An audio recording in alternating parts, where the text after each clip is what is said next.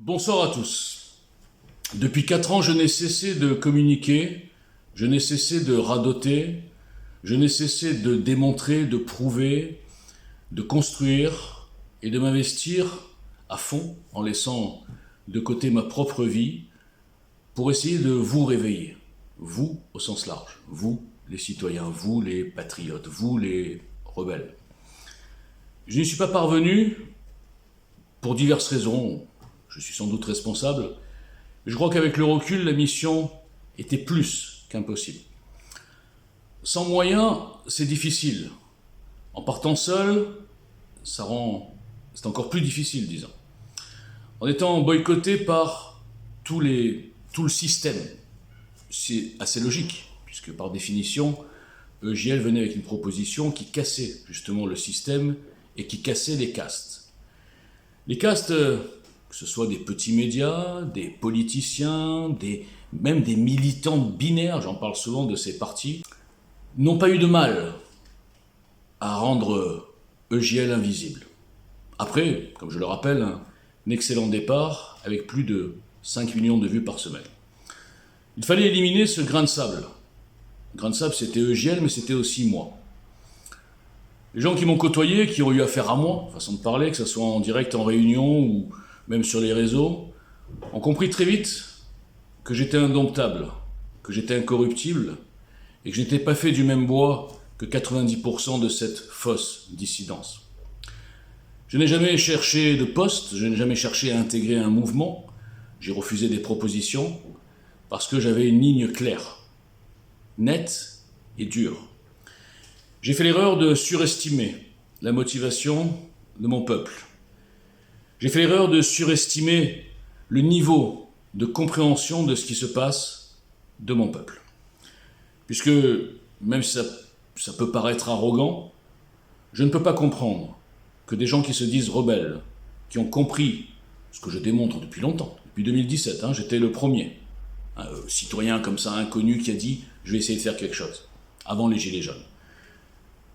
Je ne peux pas croire que ces gens aient tous vraiment compris ce qui se passe et qu'ils fassent encore confiance à des partis politiques consanguins, à des politiciens de carrière, comme je le dis souvent, justement, souvent des fonctionnaires en disponibilité, des énarques issus des mêmes castes, des mêmes loges, des mêmes lobbies. C'est incompatible.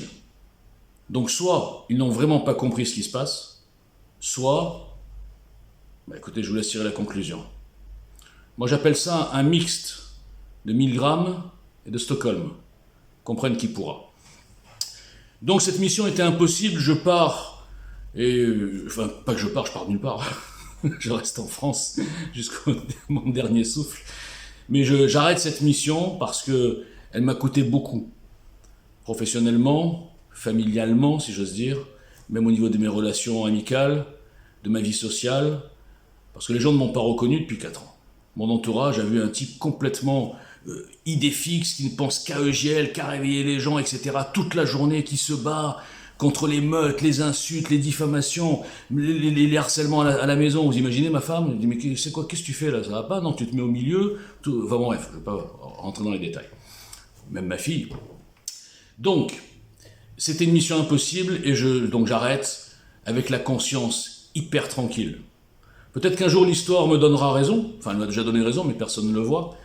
Peut-être qu'un jour on se dira ce type-là, il a tenté quelque chose d'incroyable, il est parti invaincu.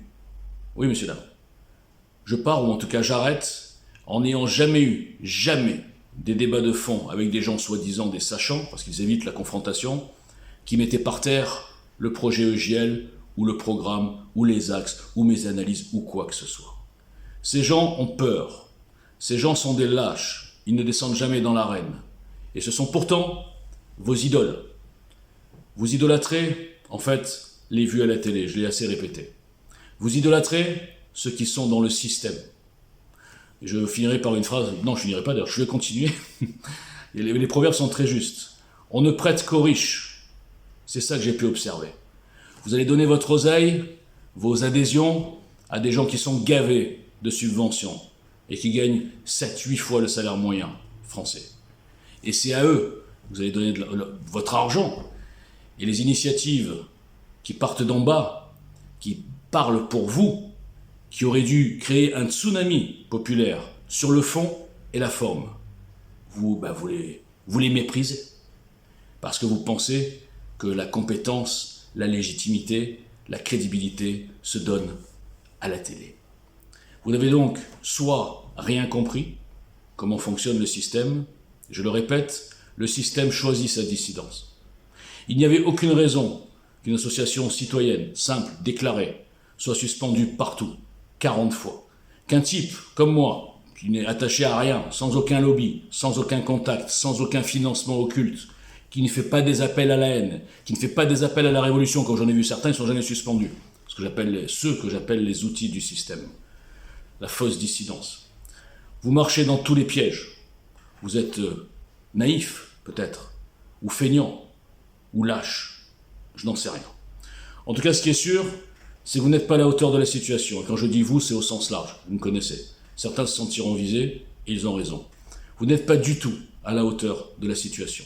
Ce pays est soumis par ses dirigeants, mais j'ai pu le constater, à mes dépens, si j'ose dire, par son peuple, qui n'a plus rien là où il faut, qui est incapable de se mobiliser. Même sur les réseaux, les gens ont peur. Sur les réseaux, les gens ont peur. Je ne sais pas si on se rend bien compte de ce que je viens de dire. J'appelle ça la lâcheté numérique. Et je l'ai touché du doigt pendant 4 ans. Aucune amélioration. On peut vous enfermer, on peut vous masquer, on peut vous mentir, on peut vous piquer. Vous faites les rebelles sur les réseaux. Mais concrètement, vous construisez quoi? Rien. Vous renforcez le système, vous protégez le système, vous protégez les outils du système, les corrompus. C'est cela que vous protégez. Et vous boycottez ceux qui veulent vous montrer, comme je l'ai dit souvent, à notre chemin. J'étais le mouton noir, à l'image de ma chemise. Et je dirais que je ne suis pas en deuil, mais presque. Parce qu'avoir consacré plus de 4 ans, je dis 4 ans, mais c'est plus, 4 ans de ma vie, 7 sur 7, tout seul, sans aucune aide, à essayer de réveiller des gens, sans viser un poste, sans viser de l'argent, sans faire des appels aux dons toute la journée. Eh bien, pour qui? Pourquoi? Est-ce que ce peuple en vaut la peine? Posez-vous la question individuellement, avec le recul. Quand j'aurai fermé cette caméra, allez faire un tour sur EGL Citoyen. Allez voir les dates. Et dites-vous que ce type-là, depuis 4 ans, il a démontré et il a démonté tout le monde. Et c'est même pas de l'arrogance, c'est factuel. Donc, je ne sais pas comment on va s'en sortir, mais ça ne viendra pas d'un mouvement citoyen et d'une réaction citoyenne, populaire, forte. Vous en êtes incapable. Merci.